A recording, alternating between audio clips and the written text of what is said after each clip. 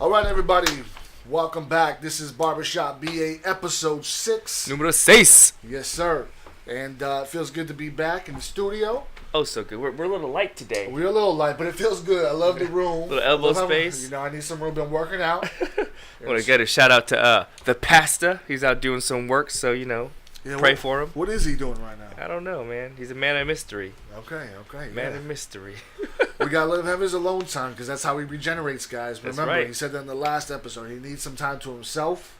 So whatever the heck he's doing, he'll be powered up, man. Some me time. How was your week, bro? How's your weekend? You know what, man? The weekend was so fast. It goes by quickly. Yeah, man. I felt like I was doing a lot of. I don't know. I mean, it was good though. I got to spend time with my family, and so, but it just doesn't feel like it lasts that long. Feel me? That's why you gotta take each moment, man. It's precious. Absolutely. Each moment's precious. How about yours? It was solid. We got to celebrate a baptism. Wow. Shout out to my boy Edwin Senior, Edwin Junior. Yeah, they got Edwin Junior got baptized. They were my Braylon's classmates. So it was solid. Cinco de Mayo party. It was a celebration. So it was really good. Yeah, I'm just looking forward to the episode. Looking forward to the week. See what God has in store for us this week. All right, cool. Well, let's just do some introductions real quick. Right here to my right. Hey, it's a man with a plan, Philip Morgan. All right, he's hustling every single day. Every day. My name's Larry Ewings, a.k.a. Jupiter 7. And yeah, man, I'm the man, the myth, the legend, right here in the flesh. So, wow. How are you, a myth or a legend if you're here in the flesh? You know, it just sounds provocative, man. It's the truth, huh? It's just the truth. Whatever sounds provocative, man. That's what we talk about. You know what? Let's get into some of the subjects that we want to do a follow-up of what we talked about last week. Recap, yes, sir. We were talking about a little bit about inspiration in the Me Too. Let's focus on the Me Too first. Yeah, sure. We want to just thank everybody who's been listening and giving us feedback, man. We've been getting a ton of feedback, a lot of text messages, emails. So that, man, you guys are listening, man. So that really makes us feel good. Huge. Because we put some time into this, and we feel like if we could bring that real talk and have that honest conversation, that you guys could also enter in and give your opinion. Hopefully we're shedding some perspective and getting to know each other a little bit more, but also what's going on in this world and how we can change it. Yeah, shedding some light. We talked about that last time we talked about the Me Too movement, was being some type of light in the darkness. And anytime you bring light to any darkness, you start to see things. And so, we might have missed a couple of points back when we first brought it up. I think it was our first episode back, a little rusty. But I want to give a shout out again to the folks who gave us some positive feedback and some constructive feedback on what we talked about. So I don't know if we got to address this when we first talked about it, but just the people who have suffered from what this whole thing stemmed from. I think if you really take some time to think about people's emotions and what they're going through, I don't think we can put ourselves in that same bubble, because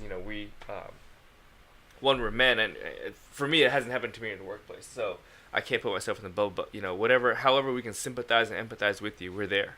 Absolutely, yeah. I mean, so many victims, so many people have been abused at the hands of power and people's own selfish desires. I mean, I always, being a parent and being an adult, being a husband, I'm always looking out for my wife or my kids, and wouldn't want nothing to ever happen to them. Especially, I wouldn't want nothing to happen to myself either. Sure. And so, so when we talked about the subject, I just want to make it clear, we didn't want to talk about the subject in a light manner. Like, this is just a subject to talk about. It's a real serious matter, and and so for all the victims out there, we are standing here with you, and if we can support in any way, and we didn't actually address how we could actually do those things. And so I came across this article in a magazine. I believe it was like some kind of charisma magazine, which is, I think it's a Christian publication. Okay.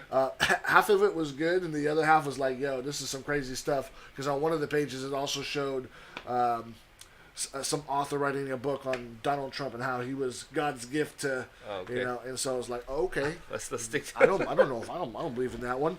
But then I came across this article, which actually shed some good light and actually touched on some of the subjects that we actually talked about. And so, some of the, here, let me read this off. So there's, basically, let me see. I'm pulling it up on my phone real quick. So what to say? The subject on this magazine was what to say to a sex abuse victim. Mm-hmm. And like I said, I don't want to just read these off like they're lightly, but one is, and this is the way we as listeners, and I have heard also a lot of people who've been listening to us, they haven't really understood what this movement is all about and all the things that have happened behind that. So, but it's basically sexual abuse at the most seemingly most powerful places. We're talking about Hollywood and so many victims there. But one of the things that could be said is that, that we can sympathize as people that this actually happened. Like this is not something that's just made up or is just to happen to that one or two person wherever they're at, right, in the secret. This is happening on a consistent basis. And so saying that we're actually really sorry that this happened and acknowledging that is one of the ways that we can actually help people who are victims of this. Just simply acknowledging the fact that it's going on. Yeah, and another thing is to also let them know that they're not alone.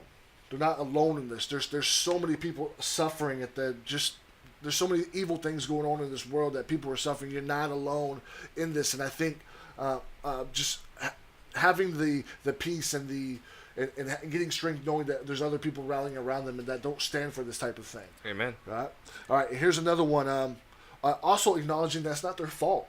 I think a lot of people, when you're a victim, you have this. Well, it was my fault. I put myself in that situation. Mm-hmm. And then I think sometimes we give mankind or humankind just benefit of the doubt that good things are going to happen, or that. Or this is just a random bad thing that happened to you, and it's if there were certain things you would have done that it wouldn't have happened to you. The fact is, it just shouldn't have happened in the first place, and so we want to acknowledge that.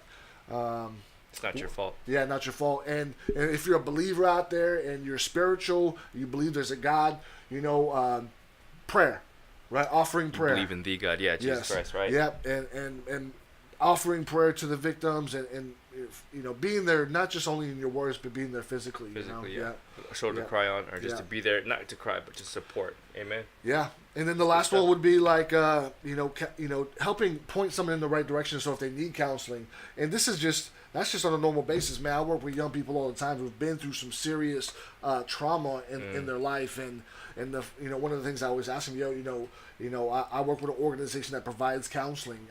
Is that something I can provide for you?